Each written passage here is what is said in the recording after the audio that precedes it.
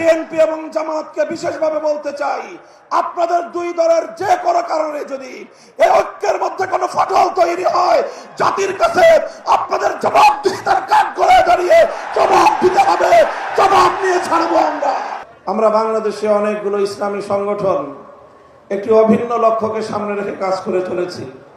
আমাদের লক্ষ্য এলায়ে কালিমাতুল্লাহ, আমাদের লক্ষ্য আল্লাহর জমিনে আল্লাহর খেলাফত প্রতিষ্ঠা করা। ইসলামী সংগঠনগুলো আগামীর বাংলাদেশে একটা দৃষ্টান্ত স্থাপন করতে চাই। আমাদের যে অভিন্ন লক্ষ্য আল্লাহর দ্বীনকে বিজয়ী করা, আল্লাহর জমিনে খেলাফত প্রতিষ্ঠার যে সংগ্রাম, এই সংগ্রামে আমরা ইস্পাত কঠিন একটি ঐক্য গড়ে তুলতে চাই। আমরা নেতৃবৃন্দ ইতিমধ্যেই আমাদের মধ্যকার অতীতের অনেক তিক্ততাকে আমরা পিছনে ফেলে বাংলার বর্তমানে বাস্তবতাকে সামনে রেখে, জাতির চাহিদাকে সামনে রেখে আমরা ঐক্যের ভিত তৈরি করেছি।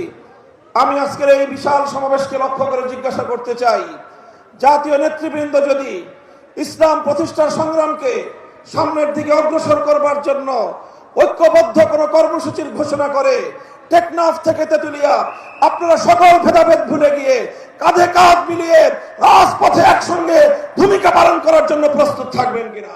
আজকের পৃথিবীর বাস্তবতায় বর্তমান বাংলাদেশে আমাদেরকেও সেই পর্যায়ক্রমিক ধাপগুলো অনুসরণ করতে হবে। সেজন্য সর্বপ্রথম আজকে বাংলাদেশের ইসলাম, মুসলিম জাতিসত্তা এবং বাংলাদেশের স্বাধীনতার প্রশ্নে আমাদেরকে সর্বপ্রথম আমাদের অভিন্ন শত্রু ভারতীয় আধিপত্যবাদকে রুখে দেওয়ার জন্য আমাদেরকে রাজনৈতিকভাবে ইস্পাত কঠিন একটা ঐক্য গড়ে তুলতে হবে।